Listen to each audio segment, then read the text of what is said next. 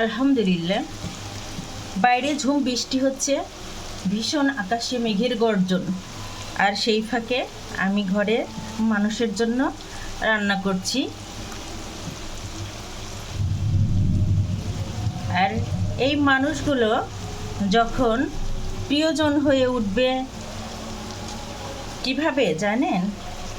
আপনি অসুস্থ থাকাকালীন এই ঘরের লোকজন যদি আপনার কেয়ার করে, একটু বাড়তি যত্ন নেয়, তাহলে ঘরের এই লোকগুলো আপনার জীবনে প্রিয়জন হয়ে ওঠে। দেখবেন 3 বেলা খাওয়ার আশায় কাউকে জীবনসঙ্গী করতে যাবেন না।